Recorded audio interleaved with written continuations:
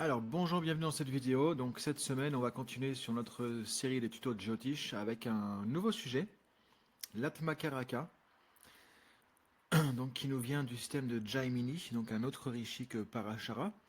Donc on va détailler un petit peu ça aujourd'hui et vous allez pouvoir découvrir des choses intéressantes pour votre thème à nouveau. Alors on va invoquer Ganesh et on va donc démarrer avec cette nouvelle exploration, la clé de votre âme selon le Jyotish Jaimini avec l'étude de l'Atmakaraka. Om Gam Ganapataye Namaha. Om Gam Ganapataye Namaha. Om Gam Ganapataye Namaha. Om Gam Ganapataye Namaha. Om Gam Ganapataye Namaha. Om Gam Ganapataye Namaha. Om Gam Ganapataye Namaha.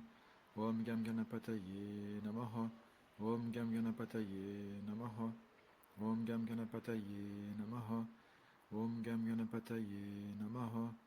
Om Gam Ganapataye Namaha. Om Shri Gurubhyo Namaha. Alors, quelques éléments de contexte donc pour introduire tout ça. Donc, effectivement, le Jyotish, comme vous le savez, si vous le suivez depuis un moment, la science de la lumière, le Jyotish, l'astrologie indienne, l'astrologie védique, donc une sagesse transmise par plusieurs grands rishis. Alors effectivement, on parle très souvent de Parashara, le système de Parashara, qui a écrit le BPHS, le Brihad Parashara Aura Shastra, qui fonde le Jyotish classique, orienté vers la compréhension du thème et la prévision, la prédiction aussi. Donc ça, c'est les règles fondamentales de Parashara, ce que l'on utilise dans les autres tutos, effectivement, que vous trouverez dans la formation du docteur David Froly aussi. Après, il y a d'autres rishis aussi qui ont apporté d'autres systèmes différents, parfois des systèmes d'achat aussi, des périodes planétaires. Là, on va s'intéresser à Jaimini qui a amené un système en fait d'indicateurs de Karaka, notamment de ce qu'on appelle le Atma Karaka, indicateur de l'âme, ce qu'on appelle la planète d'âme dans le thème. Donc c'est le Jaimini Jyotish, centré sur l'évolution de l'âme, Atman, et la réalisation du Dharma intérieur. Donc ça c'est quelque chose qui est très intéressant, qui est complémentaire. Et quand vous étudiez votre thème ou le thème de quelqu'un, c'est important toujours de regarder justement quel est l'Atma Karaka dans le thème, quelle est la planète Atma Karaka. Ensuite d'aller voir plus en détail cette planète, dans quelle maison elle se situe, dans quel nakshatra elle se situe, parce que c'est une planète qui est très importante, qui va guider vraiment un peu le chemin, la mission d'âme de la personne dans cette incarnation. Et on va voir que dans le référentiel de Jaimini, il y a d'autres Karaka, d'autres indicateurs aussi. En fait, chaque planète va avoir une signification, va être indicatrice de quelque chose en particulier, du plus haut degré au plus bas degré, dans les degrés justement de position des planètes. Donc voilà un petit peu pour introduire les choses. On va s'intéresser un peu maintenant donc un peu plus à ce concept d'Atma Karaka. Karaka, ça veut dire indicateur, et Atma, ça fait référence à Atman, l'âme, comme on va le voir juste après. Donc Atma, âme, l'Atman fait référence au soi, à l'âme, etc. Karaka, c'est un indicateur, un significateur. Et donc, même dans le système de Parashara, on a des Karaka aussi. Et je dirais, le Jyotish, on a différents degrés, enfin, différentes couches de significateurs, différents types de significateurs. Par exemple, on sait que le soleil va représenter le soi, la lune va représenter le mental, les émotions, etc. Manas, si on fait référence aussi au système du Samkhya, Mercure, Bodhi, l'intellect, par exemple, etc., etc. Jupiter, Guru, etc. Donc on a déjà ce système de Karaka, et les planètes représentent aussi son Karaka de différentes maisons, en fait. Donc ça, c'est des choses qu'on a déjà dans le Jyotish. Là maintenant, on va s'intéresser vraiment à cette notion de Jaimini, en particulier, qui est cette notion de Atma Karaka. Alors, comment on trouve l'Atma Karaka dans son thème de naissance védique? C'est la planète qui a les plus forts degrés, la plus élevée en degrés, dans le thème natal. Quand vous regardez votre thème natal, donc notamment dans le thème Rashi, le D1, je vous montrerai ça tout à l'heure sur un thème, hormis Rahu-Ketu. Alors certains, c'est un peu plus compliqué, avec Rahu-Ketu, sont pas tout à fait d'accord là-dessus, mais de manière traditionnelle, on regarde les degrés de toutes les planètes, sauf Rahu-Ketu, et on prend planète qui a les degrés les plus élevés, c'est l'Atma Karaka de la personne. Alors l'Atma Karaka va révéler les désirs profonds de l'âme, le chemin un peu de l'âme dans cette incarnation, les épreuves qui façonnent la conscience, la voie de libération spirituelle, moksha, à apprendre dans cette incarnation. C'est pour ça qu'on va regarder dans quel signe, dans quelle maison, dans quel nakshatra l'Atmakaraka va se situer. Est-ce que tout ça va nous donner des éléments pour comprendre un peu comment l'Atmakaraka vraiment est engrammé dans ces différentes couches, dans ces différentes matrices qui vont nous permettre de comprendre le karma profond qu'il y a pour cette âme dans cette incarnation, dans cette vie même, ici et maintenant. Donc c'est quelque chose de très très très intéressant. Alors si on prend ce système de Jaimini, on voit qu'on a donc effectivement l'Atma Karaka, planète d'âme et sa leçon maîtresse. Donc c'est la planète avec les plus hauts degrés. Et si on prend dans un ordre décroissant des plus hauts degrés aux plus faibles degrés, les planètes dans cet ordre-là, on a la dernière qui sera effectivement la planète avec le degré le plus bas, Dara Karaka. Donc on a Atma Karaka, dont on va parler dans cette vidéo, mais après vous pouvez toujours regarder aussi par rapport à tout ça. Le Amatya Karaka, l'esprit, la carrière, le mental actif. On a Bratru Karaka, communication, les frères, le courage. C'est un peu la fratrie aussi, hein. Du coup on retrouve les racines ici, Bratru. Matru Karaka, la mère, la lignée, le soutien. Putra Karaka, ou Pitru, qui est lié, les Pitris, c'est les sages anciens, c'est les pères, hein, du coup, donc on reconnaît hein, toutes ces racines, entre guillemets, hein, quand on connaît un peu d'autres concepts du Jyotish ou Védique. Les enfants, le père, la transmission. Gnati Karaka, les obstacles karmiques, ici, et Dharala Karaka, le conjoint et les unions d'âme. Donc en fait, c'est si on se base sur le système Jaimini, ce qui n'enlève pas ce qu'on fait habituellement de Jyotish, évidemment, ça c'est une strate supérieure, une strate pas supérieure, mais je veux dire complémentaire. Voilà, c'est ça, c'est quelque chose de complémentaire qu'on va ajouter à ce qu'on fait habituellement aussi. Et on va regarder en général déjà à minimal l'Atmakaraka qu'on a ici, mais vous pouvez regarder aussi tout ça. Ça vous donne des éléments. Donc pour chaque planète ici, on va regarder, comme je disais, dans quel signe, dans quelle maison, dans quel nakshatra, et ça va nous renseigner sur la dynamique que cette planète va incarner dans le thème de la personne en fonction de ses degrés. Et donc là, vous pouvez classer les planètes du degré le plus haut au degré le plus bas, et vous allez retrouver ces différents indicateurs, ces différents karakas. Donc tout ça, ça nous forme la carte des relations karmiques et du voyage de l'Atman, du soi, de l'âme dans cette incarnation. Donc c'est très intéressant, hein, ce système de Jaimini. Et comme je dis, ça n'enlève rien à ce qu'on fait habituellement. C'est quelque chose en plus qu'on va regarder, qui nous donne des informations complémentaires et qui va être intéressant aussi en fonction de ce qu'on veut explorer dans le thème. Donc voilà par rapport à ces différents éléments déjà. Maintenant, si on revient plus spécifiquement, plus spécialement sur le Atma Karaka, c'est comme le roi du thème Jaimini, la planète d'âme. Donc c'est la planète d'âme. Sa position va indiquer la maison va donner le domaine principal d'expérience et d'apprentissage dans cette incarnation. Donc selon la maison qu'on va avoir, ça va donner déjà des éléments importants sur le parcours de vie de la personne, ce que son âme va chercher à faire comme domaine principal d'expérimentation des choses et d'apprentissage dans cette incarnation. Donc la maison, le signe va donner la nature de l'énergie karmique. Est-ce que c'est une nature d'énergie de type feu, de type terre, de type air, de type eau, par exemple. Donc ça va être important aussi de regarder ça. Le nakshatra va donner la tonalité émotionnelle de l'âme. Je dirais même un peu les problématiques aussi spirituelles, psychologiques, les enjeux psychiques aussi liés à l'incarnation de la personne dans cette vie. Le Navamsha, si on regarde, si on trouve la planète d'âme dans le D1, dans le thème principal, donc ce qui est votre thème en fait, tout simplement, si on regarde dans le Navamsha aussi cette même planète, ça va donner aussi des éléments complémentaires sur la maturité spirituelle et la forme de moksha, la forme de libération qu'on va trouver. Donc ça donne des éléments aussi complémentaires. Donc ici, on pourrait dire que le signe va montrer comment l'âme va apprendre par rapport aux éléments feu, terre, air, eau. La maison va montrer ici comment, dans quel domaine de vie principal la personne va apprendre, l'âme va apprendre. Et le D9 va dire jusqu'où ça peut aller, quel est le potentiel spirituel qu'on peut aller chercher, donc vers moksha, vers la libération, la transformation spirituelle. Donc vous voyez, il y a une logique dans tout ça aussi.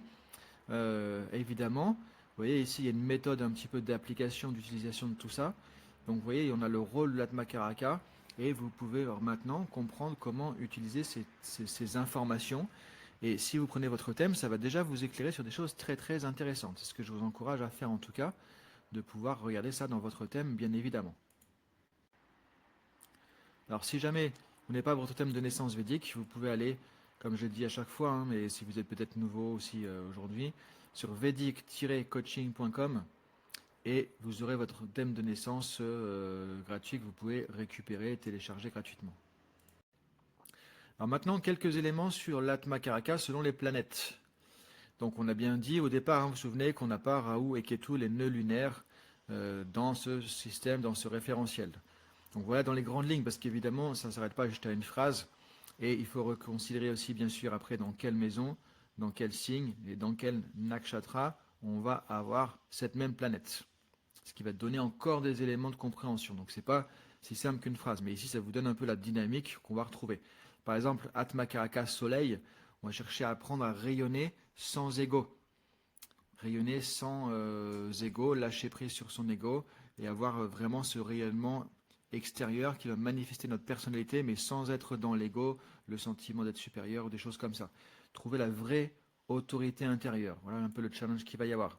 La lune, apprendre la stabilité émotionnelle et la paix du cœur. Vous voyez que c'est cohérent à chaque fois, en fait, évidemment, avec la nature de la planète qu'on a. Si on connaît le Soleil, on comprend. Si on connaît la Lune, on comprend aussi qu'ici, on va chercher la stabilité émotionnelle, la paix du cœur et éviter les turbulences psychiques qu'on peut avoir, effectivement, qui sont liées à la Lune.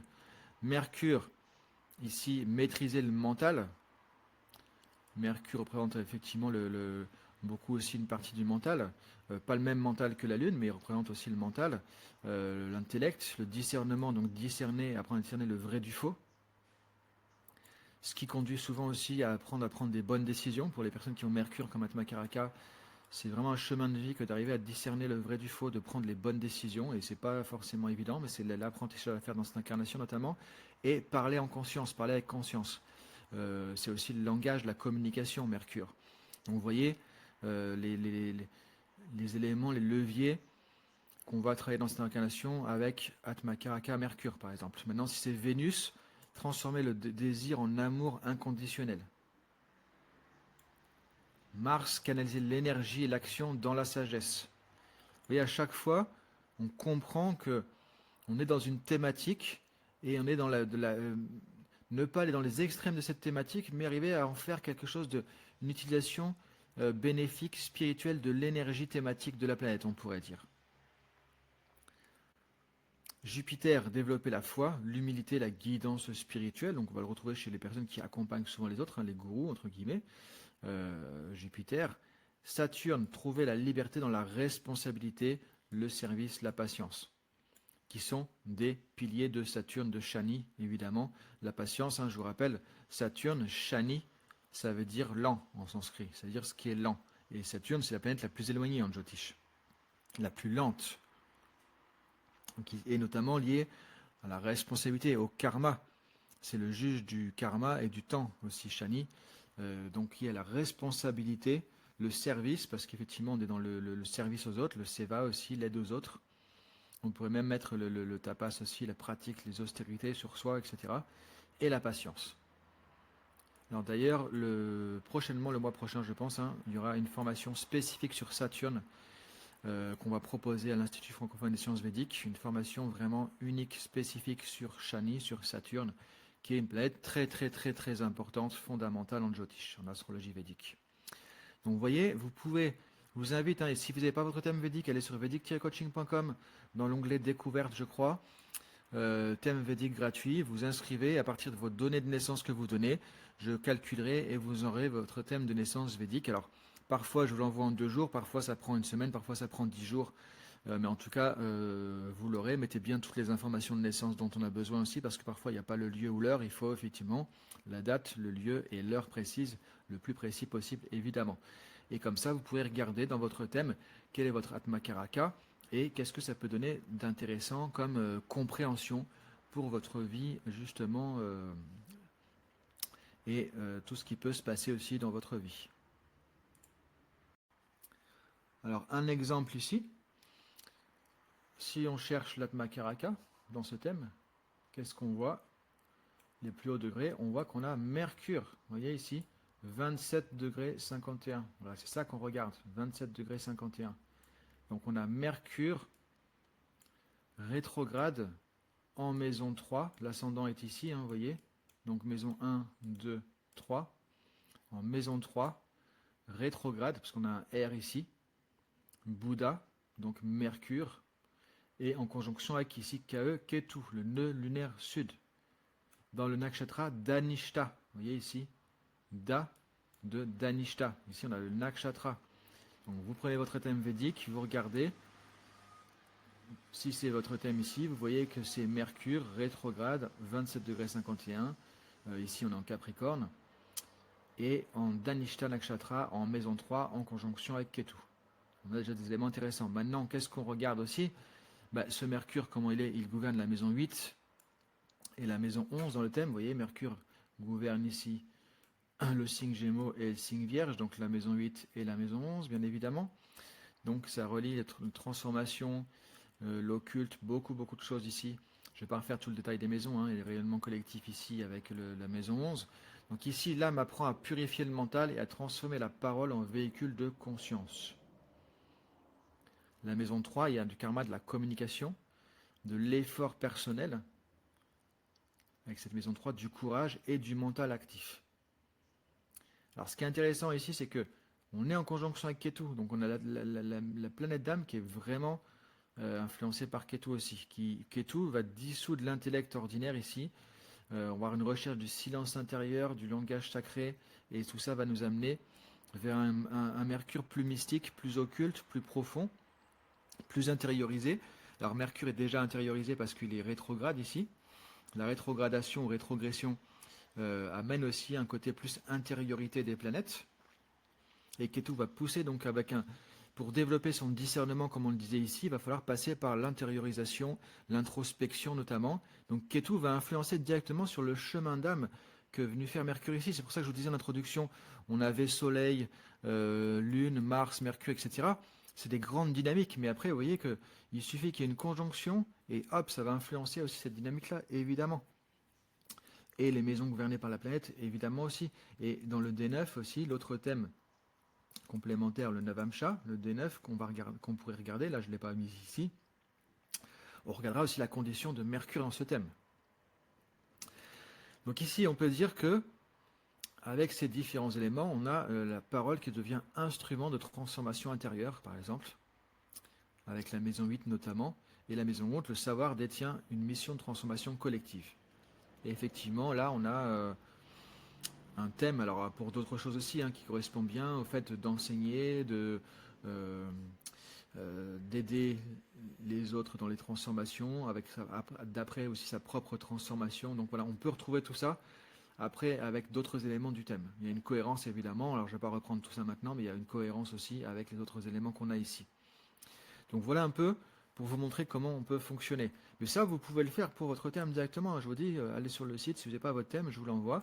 Vous pouvez déjà commencer à faire ça avec les éléments qu'on a ici. Alors après, évidemment, ce que je vous fais ici en 5 secondes, je le fais facilement parce que j'ai l'habitude aussi. Donc après, ça ne se fait pas forcément aussi facilement quand on est débutant, mais en tout cas, tout ça s'apprend. Et vous voyez qu'il y a des méthodes concrètes et il n'y a rien de trop, je dirais, comment dire, ésotérique, hein, c'est à la fois mystique, ésotérique, tout ça, mais avec des méthodes, avec des outils concrets.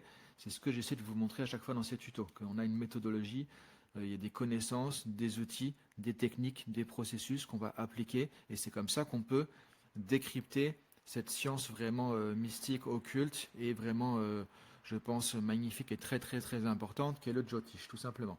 Et quand on dit science de la lumière, on a science. Il y a le mot science. C'est ça que j'essaie de vous démontrer aussi, du coup, dans tout ça. Alors maintenant, si vous voulez justement apprendre cette science, vous le savez ou pas, l'Institut donc propose la formation certifiante en astrologie védique du docteur David Frawley, qui est, vous pourrez le voir sur notre site, une personnalité mondiale qui est aux États-Unis, qui dirige l'American Institute of Vedic Studies,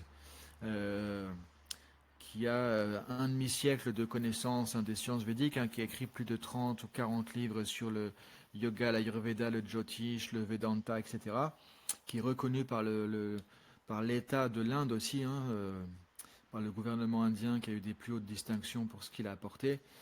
On propose sa formation en francophonie. Ça, c'est le certificat que vous avez à l'issue de la formation. Alors maintenant, si c'est un peu trop une formation complète comme ça, sachez qu'on propose ici uniquement le module 1, le premier module de fondation, que vous trouverez dans le menu découverte sur notre site aussi.